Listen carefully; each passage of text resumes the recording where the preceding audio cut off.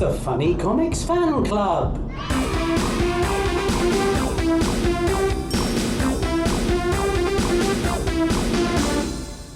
Greetings, fellow beings, and welcome to the Funny Comics Fan Club. Hooray! Hooray, as they all say. And who are you over there? I appear to be John Dredge, spinster of this parish. And you?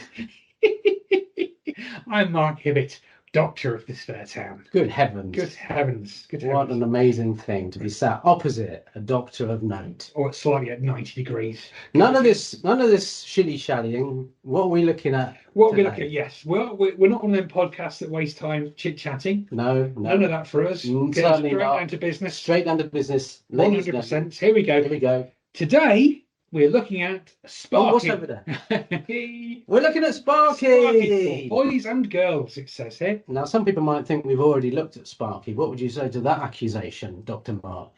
I would say there's some truth in it, for we have, haven't we? Well, we sort of half looked at it because it was in Topper, wasn't it? When we Yes, looked Topper at and Topper, Sparky. we were looking at Topper, and we couldn't help but look at Sparky Well- because it had been incorporated into said thing. Although for my money, I didn't realise that. I thought, oh, Topper and Sparky, that's like Whizzer and Chips. It's just a pretend thing. But Sparky was actually a comic. And it is, in the reading I've done about it, people have called it the forgotten comic. I'd certainly forgotten about I'd it. also forgotten about They it. could be right. There's some truth in There that. is some truth in that as well. Because you've got the Topper and the Beezer, which were DC Thompson's big broadsheet comics. Oh yeah, I like the size of them actually. I remember being quite awed by the size of them as a Big kid. size of comics. And then you've got your Beano and Dandy, which are the normal size comic. And then Sparky is kind of the third wheel. So you've got the Beano and the Dandy, and there was also Sparky. And there was also Nutty, and there was also Hoot. And it was always, Yes. there's always that third one like this. And in the 60s and early 70s, that was Sparky for boys and girls. So Sparky, as a separate comic, was going for 12 years. Yeah. Before it was amalgamated into Topper. But a lot of people, after doing some research, a lot of people really loved Sparky. Mm. So let's see what we make of it. For a start, it's nice and cheap at 2.5p. We're able to afford that even today. Well, there's a great offer on the front. You could win 50 pence just for asking a question. See Spoofer McGraw inside. Yes. Well, maybe we'll come to that. So 50p was quite a lot when you consider this was 2.5. That's nearly half a year's worth of Sparky comic. I noticed actually I'd look at a couple of other issues of Sparky, and a bit later on they were saying win £1 just for asking a question. So maybe nobody wrote in. We're going to have to raise the pay. Yeah, first. yeah. Yeah, so Sparky, I mean, it's got a nice colourful cover, hasn't it? It is. It's lovely printing. I was thinking, because we looked at a Knockout a little while ago, which was really cheap and really badly printed. And like Sparky, it's on the same horrible paper that all the DC Thompson ones are. It looks lovely though, doesn't it? It's really nicely printed and nicely done. Yeah, nice and crisp. This is from 1973, February the 10th. Number 421. For those of you keeping a note. And what do you make of the cover, in inverted commas, cover star? Cover star. So the cover star. No one's ever heard of. Barney Bulldog is the cover star, and I was really confused because there's 5 panels of story on the cover, and there's one character in all 5 panels. That's not Barney Bulldog. Isn't it? That's Ben the Bulldog. What's he doing taking over? Well, what's happened? So what happens on the cover is there's a character called Barney Bulldog who appears to be kind of an angry dog, and he has a little friend called Ben who is a less angry dog. And John and I were just listeners. John and I were discussing this just before we began. I'm going to try and keep this as clean, as morally upright as I can. But there's something kind of repressed about Sparky comic. There's all sorts of things in Sparky where you feel like there are urges bubbling up inside this. What do you mean? What are you talking The about? whole comic seems to be wanting to just burst out. You're not a psychiatrist. I feel like I can apply. You're a lousy Doctor of Doom. That's what you are. But let's look, listeners. We will, of course, be putting the front cover of Sparky on the cover. Does the clothing of Barney and Ben Bulldog, does it remind you of any character from popular television comedy programs? Little and large? They're dressed exactly like Matt Lucas as the only guy in the village in Little Britain. Right. Exactly like that. Huh. That's peculiar. So, what, this influenced Little Britain or something? I don't know. Maybe it's just me looking at it with 21st century eyes, having sat through episodes of Little Britain. Which I have not. No, I haven't. You shouldn't feel you have to. I don't feel I have to. No. I don't. It just feels like I don't know. It's because what happens in this is that. Well, so you reckon this is a bit camp? I don't know about camp. No, I don't think it's camp. I don't. Well, how do you describe it? The whole comic. I mean, as we'll come to, there are other stories. There's one particular story in this. Yeah. May I speak its name? Well, which one? It's Invisible Dick. Yes. Yes. What innuendo can you possibly see in that? Surely even the Sparky people, the Sparky editorial team do feature in the strip the Sparky people. Surely Throgmorton and his colleagues in the Sparky people, surely they would have said, "Hang on a minute, let's think twice about what we're going to call this strip, because surely these are grown adults from Dundee sitting around an editorial table, and then somebody would have come in and said, why don't we call this story Invisible Dick?" Surely somebody there said, but that's not sure. Isn't that a reprint from about 1800 or something? No, it's not. No. Well, let's have a look at this stupid strip. Right, the story of Invisible Dick is this bloke, Dick Dixon. Dick Dixon. Stupid name. He owns a super torch. Which makes things invisible, but only for a while. It's not that good, then. Makes things invisible for a while. Maybe it down. It's running, used to make things invisible for good. But no batteries, obviously. He's not invisible, is he? That's the important thing. He's certainly visible all the way through this, yes. But he's got a torch that makes things invisible. So yes. The title doesn't make sense, really. No, it's a silly title. We've got a little sort of, what do you call it? A little byline at the top here. A jumbo-sized soaking for a lad who likes joking. There are a lot of rhymes in this comic. Yeah. It's not W.H. Auden, but it's there. It's there. The way it's drawn is a dramatic strip. Yes. I'm afraid, now that we're talking about it, we might have to put this on the socials. Oh, dear. You've done it now. Mentioning this. I thought we were going to completely not talk about this at all. You've brought it to the forefront. You've thrust it through. Now we're going to... Now, I'm trying to keep it clean here. Oh, for goodness sake. You're just twisting my words. So he goes to the zoo. Yes, and there's a weird zookeeper. What is that? This is a real... Who is this bloke? This bloke, he looks like one of the blokes up on the buses. Yeah. But he looks more like Olive. He looks like Olive, yeah, he does. On the buses. He's this weird, evil zookeeper person.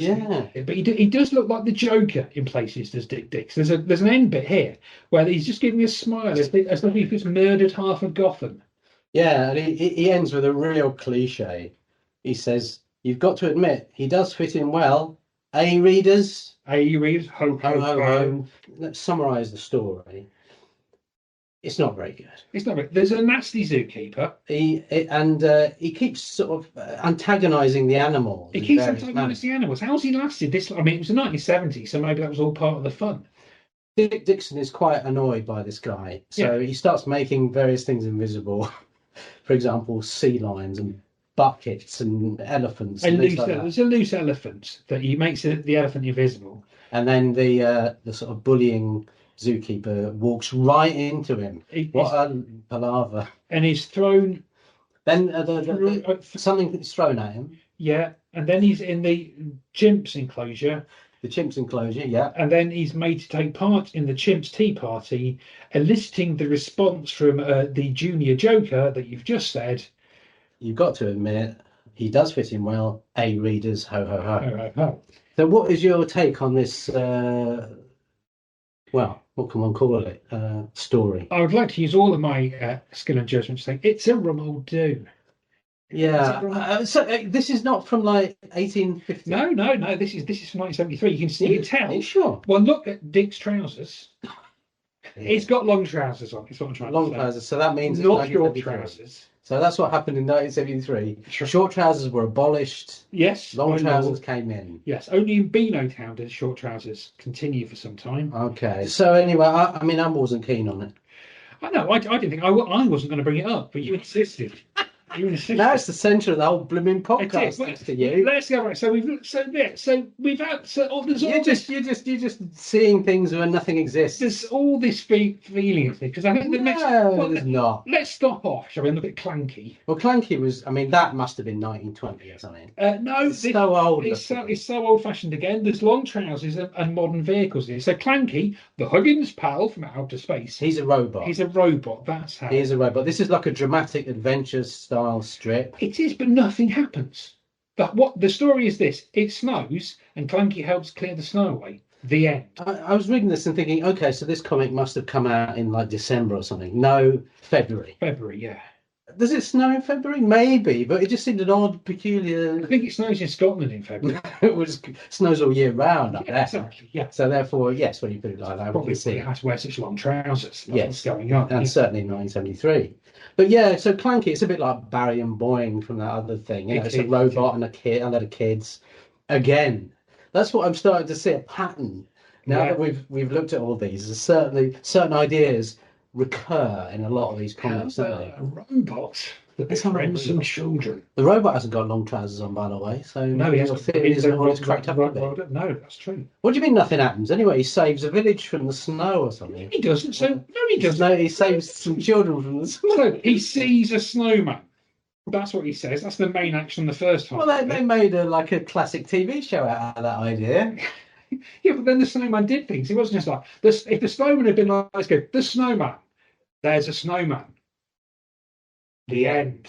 Yeah, that's not. I would have found that less miserable than the actual program. That is fair. Yes. But at least this It would one, have been. Yeah, I'm standing in the snow. I'm going nowhere. Standing where I always Yeah. was. Yeah. And then Clanky clears some snow away, and the people say, "Thanks, Clanky." That's it. That's all. What else do you want? I'd like some. It's drawn, as you say, it's drawn like an adventure story. From 1920. Yeah, but nothing happens. Well, I don't know. He's quite a nice, cheerful, happy-go-lucky sort of robot. He is happy go. As robots go, he's better than that robot that was in Barry's Badges or whatever it was. That was the boring robot. That was I getting didn't like the boring robot No. in that last comic. This one, not only is he more intelligent, but he's more helpful. But the funny thing is, you say, "Oh, this was really old-fashioned." This was newish. But then if you turn the page to the next one I want to talk about, Hungry Horace. I mean, you must admit, that looks It ancient. does. The funny thing about Sparky comic is that loads of the strips in this are revivals of really old strips. So Hungry Horace was a strip from the 30s that they revised. So was Pansy Potter, the Strongman's daughter, that's in it. So was Keyhole Kate. There's loads of these strips are revived. And apparently, in my reading around the subject, apparently the editors who originally put it together in the 60s were normally associated with adventure strips. So they were. I think what happened was they were going, "Oh well, let's just take some of these old stories and stick them in here." But Hungry Horace is weird because when this was in the 30s, Hungry Horace was a child who was always hungry. That's the thing. Kids are hungry. Now in the 1970s, he's just some greedy little so-and-so who just likes eating. But the weird thing is what happens, the storyline of this one is he's asked to babysit for little Angela. I've assumed that's his cousin, I don't know. But little Angela is the same size as he is. Oh, yeah. He's babysitting a child. It's like going, well, Hungry Horace himself is what, 9? Right. 8 or So 9? why is he babysitting another person of his same age? Yeah, I mean, it was the 70s. It was a different time. He's got short trousers off. So. He has got short trousers, and you're quite correct. Yeah. Yeah. I don't know. So Horace's mum says, Horace said he'd love to look after little Angela while we were out shopping. And Angela's mum goes, yeah, great, let's do it. Off we go. We're going to leave the children alone in the house for hours, but it's fine because one of them is nominally looking after the other. Yeah. Another thing, Hungry Horace, all he ever does is eat. That's the point of it. He's not that fat. He's not that slim either. He's not that slim. But he's not like, you would get these really large characters like Billy Bunter or something. Oh, right, or Fatty, now known as Freddy in the Backstreet Kids. Fatty and the Backstreet Kids, yeah. Whereas he's obviously slightly rotund, but he's not anywhere near that scale. So, I mean, he's just a character that eats, but you can't really tell. No. Visually. Apart from so, and then at the end, what happens in the story is they pay hard to go see. Angela goes and looks for food, and she comes back having found 2 cakes which her mother had stored in the wardrobe. She'd hidden them in the wardrobe.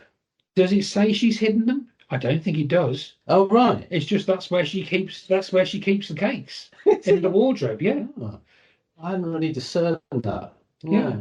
Okay. Well, we'll go with that. Let's We'll go go with with that conclusion. PhD mark. that's the empirical fact. And then if you move forward, then you want you. Oh my! What is this meant to be?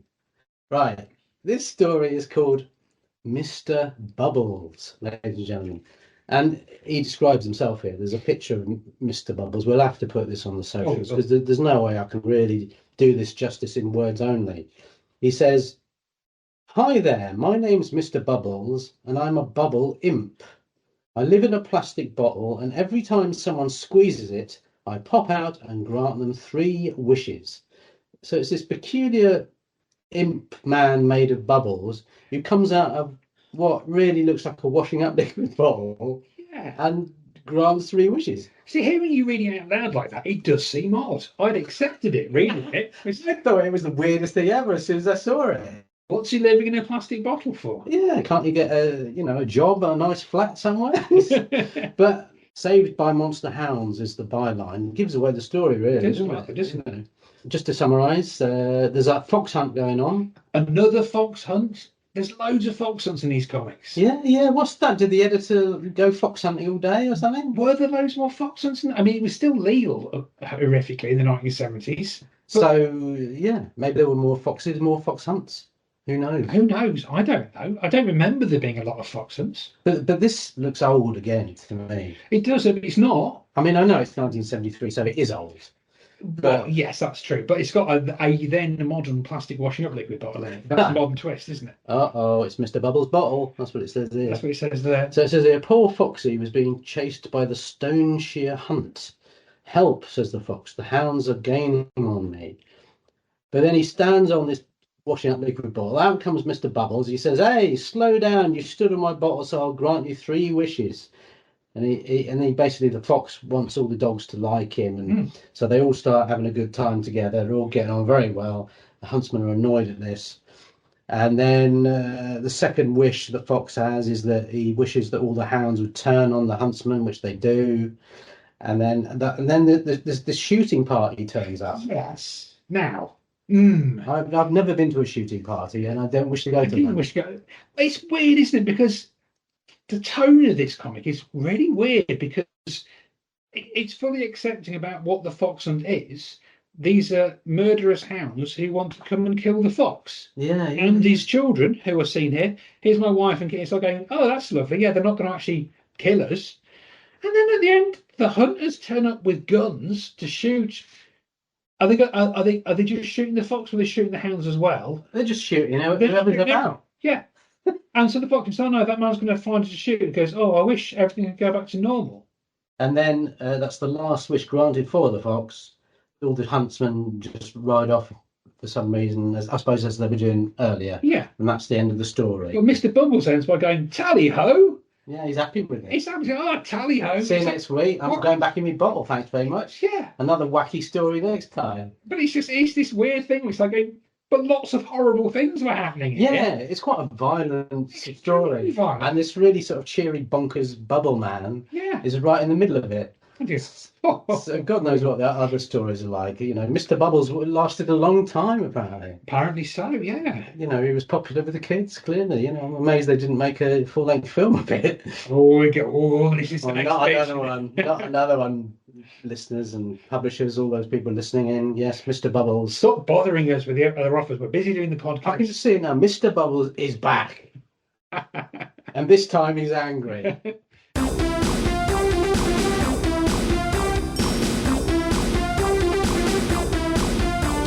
Advertisement. Free in the topper. One of these smashing gifts. Zoom along to your newsagents and get yours now. This super skimmer. Or this power prop flying glider. Only with this week's topper. On sale Wednesday the 17th of September. Price 22p.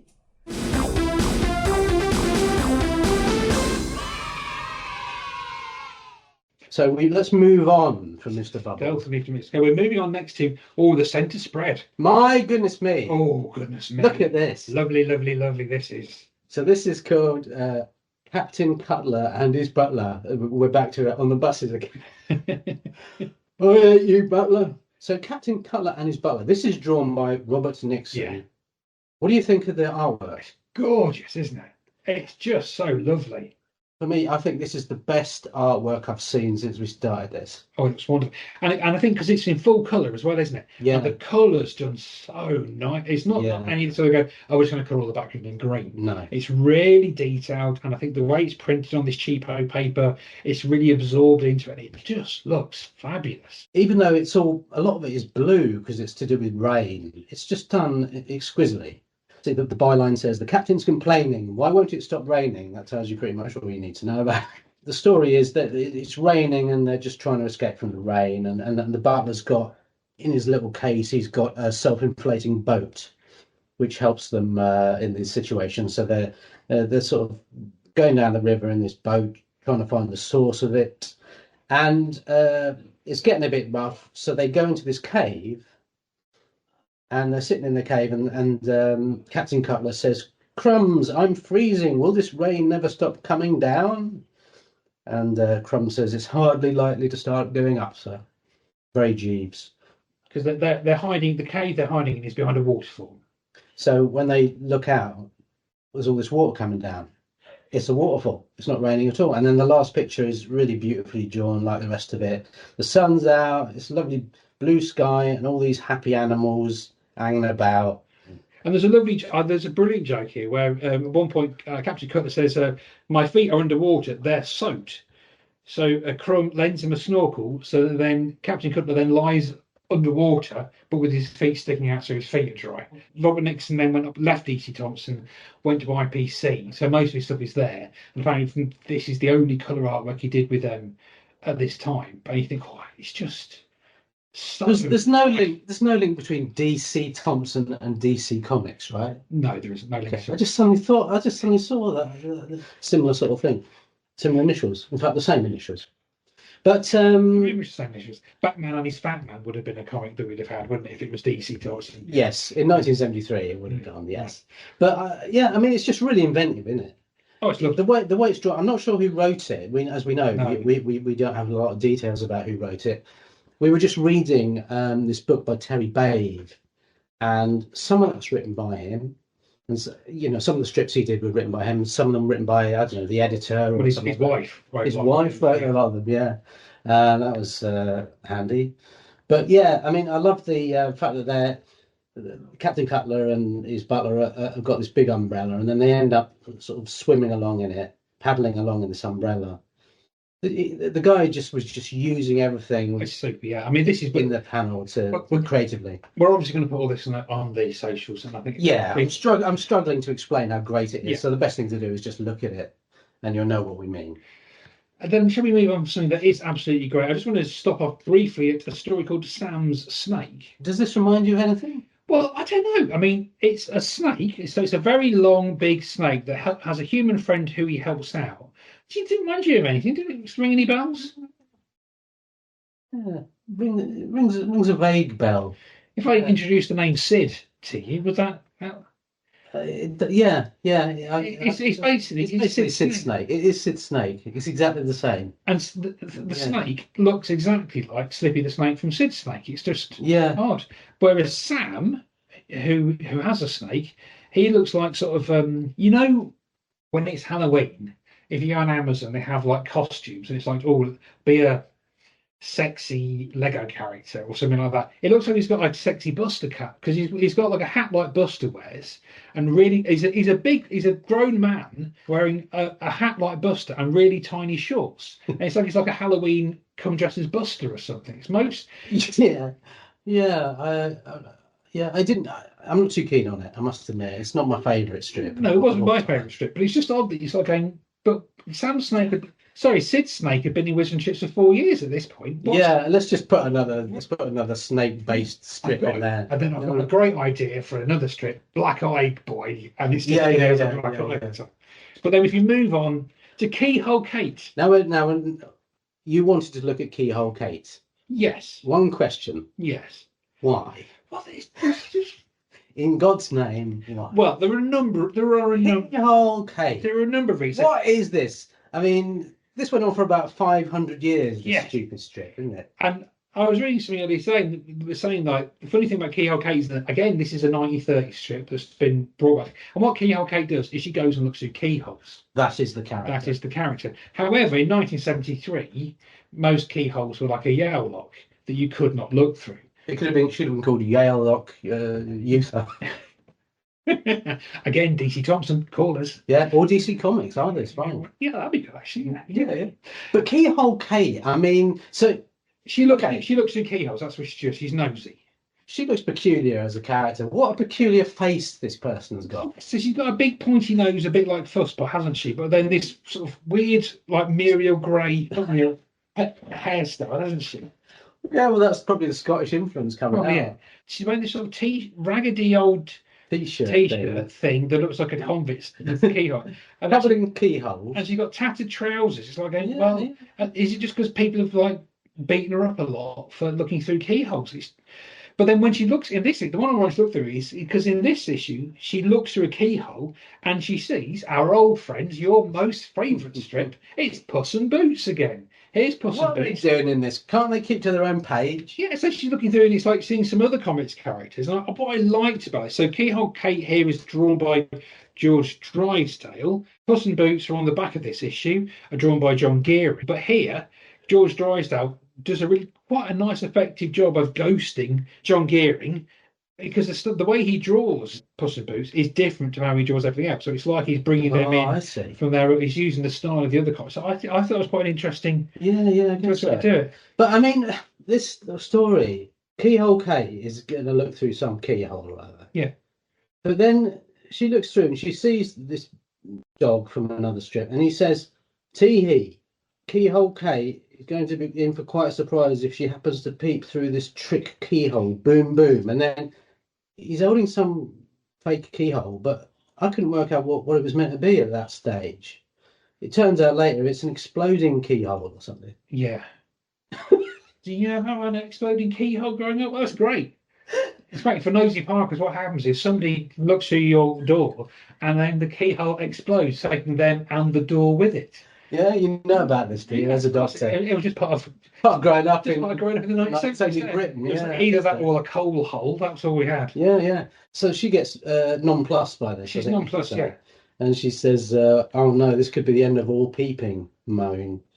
And then she starts using a periscope instead. Yes, and can I just say, when she's looking through this, she's lying on the ground in a street with a periscope, and there's a dog nearby just looking at her askance, and the dog's going, "What are you doing?" Yeah. Goodness me. Like the rest of us. And then a bus drives past with Sparky on it, so good advertising there for the comic. Throughout the comic, Sparky's mentioned, isn't Yeah, there? I like a few places where they go. I really like that. Yeah. And then something really absurd happens, like these people trip over her on the pavement. And their trilby hats fly off. Yeah, that was always going to happen. Always going to, yeah, that's why people don't wear trilby hats anymore. They're just not They're helpful. always going to fall off when you fall over somebody looking through a periscope. Or if you're very surprised. And then they throw her in an ambulance. Yeah. And then Puss in Boots start a fight. Mm-hmm. And she says, "Looks as though they'll need another ambulance here shortly." Any other information on Keyhole Kate? Or That's about it, really, isn't it? It's quite. why did they go back to the 1930s? I don't know. It seems odd, doesn't it? What's the point? Yeah. You know, you had stuff that was clearly from now or from 1973. What, they were so short of ideas, they had to go back to, you know. Well, I think it must be. Well, because the history of Sparky is that it was set up in the 60s, but then this guy Ian Chisholm turned up in 1969 and modernised it, because originally it was a very young show. It was supposed to be for children younger than the Beano and the Dandy, and he then modernised it a bit more. And so there are things. So it's Puss in Boots with John Gear in the He didn't modernise it that much. but he left these strips in. It's like, and we know from when we looked at the top of the Sparky, like Hungry Horace stays in it. And all this. Till the end. And I think it must have been the people who set it up originally just thought, I don't know what to do about this. Let's just bring back a lot of these old characters that we've got the rights to. That will save us some time and money thinking of something new. But it's I guess so. But then I was reading Terry Bave's book. He came out with like hundreds of ideas all the time. Yeah, oh yeah. Constantly coming up with stuff. necessarily always good ideas. No, but better than Keyhole Better than Kate. Keyhole Kate. Yes, because as we were saying, it's like if you read Terry Bave's book, what happens is Terry goes for a walk, sees a thing, and goes, "I'll make that into a comic strip." Yeah, exactly. Yeah. Like he might see a stone, and then he'll think, "Oh, I've a lot and Stony Broke. What was his name? No, Tony Broke. Tony Broke. Tony, yeah. Something like that. That's how his mind worked. Well, he literally goes, "There's a ball." And let's invent Ball Boy. Well, Oddball. Or Oddball. Oddball was that one, yeah. You know, numerous strips involving a ball. The Badges kid that we spoke about a while ago, apparently the origin of that was he saw that children were wearing badges. And he came up with Barney's badges almost instinctively. How does the creative mind work? I have no idea, but it was certainly better than Keyhole Kate, in my opinion. But somebody must have liked it because it went on for, I think, from day one to the very end, I think. Yes, thank you. 12 years worth of Keyhole Kate. Yeah. I'm amazed they haven't put them all together in a nice best-selling collection. D.C. Thompson again, with just these ideas and coming for free. Yeah.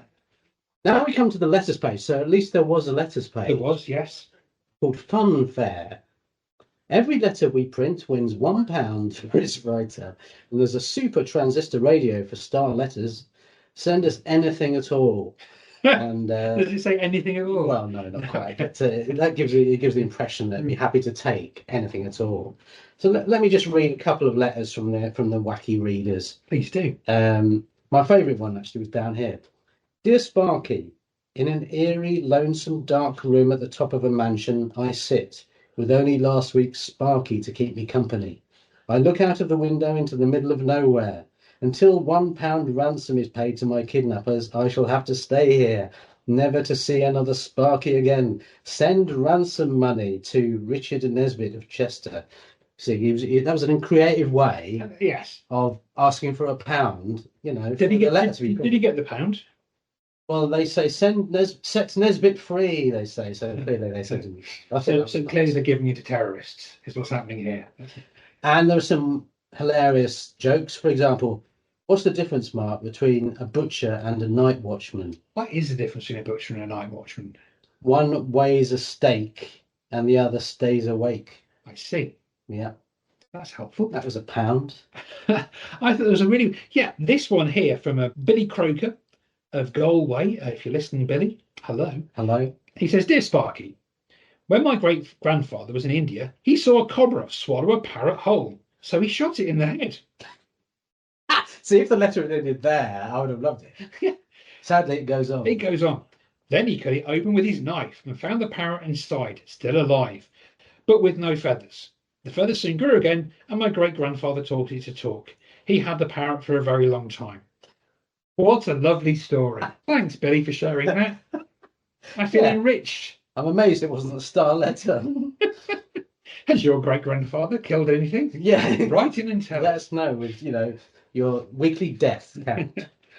And then there's some nice little jokes that remind me of things I used to find funny as a kid. Batty Books. Oh, yes. Clearing Leaves by Ray King. The Two of Us by You and Me. And so on. And so forth. And then someone's written a lovely poem. Oh, please, dear John, you are the poet of the organisation. Please. Let's hear this work of art. For £1, it got. Jacqueline Caulfield of Glasgow wrote this. So I wonder if she went on to do anything. Maybe not. But it says here, when I grow up, I want to be a window cleaning man and make the windows in our streets as shiny as I can. £1. £1.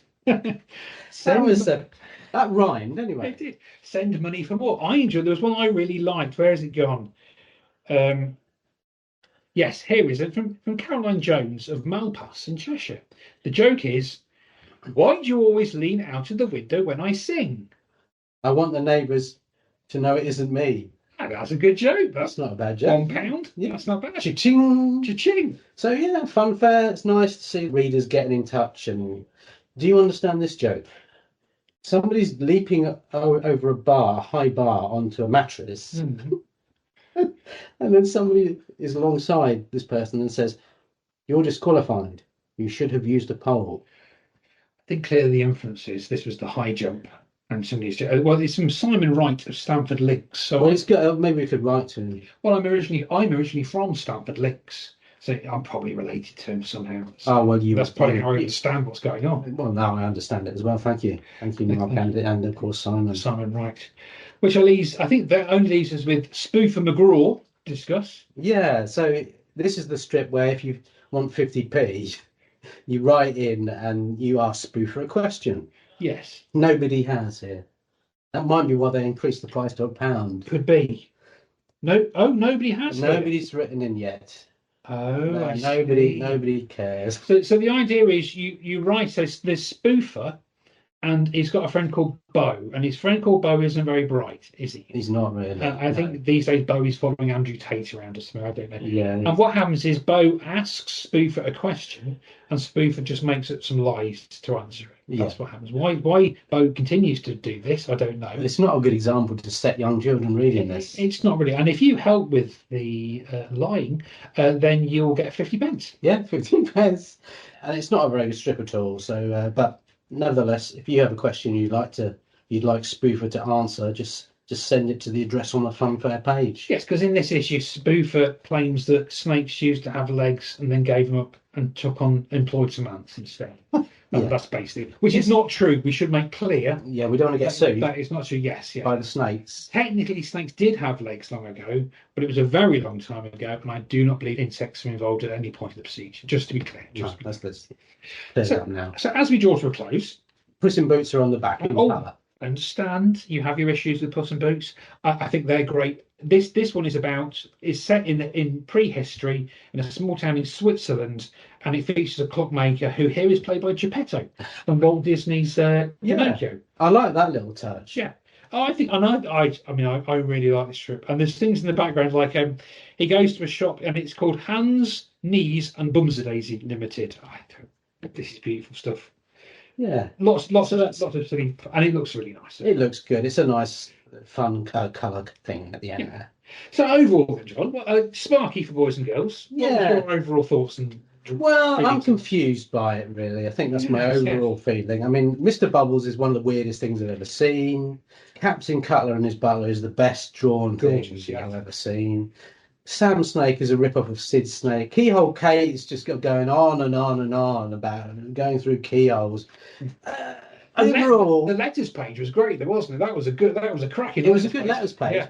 This thing, I mean, a lot of people really loved this comic growing up. So who am I to sort of cast aspersions on this? I mean, you have to respect that people really love this thing. Do we? That sort of belies the whole point of this entire podcast. Well, if that's the case, then may I just belie it? Because I'd be lying if I said that it wasn't that. I mean, no. I mean, for me personally, it's quite average. Okay. There's not really much of an identity to it. No, there isn't. But there are some really great highlights and there are some real lowlights. Overall, it's quite good. Yeah, it sort of feels like, I think you're right, aren't you? Because it doesn't feel like it has its own personality. It feels like this... like Plug. Yeah. If you think of Plug, that every page was almost like, this all fits together in some strange thematic odd way.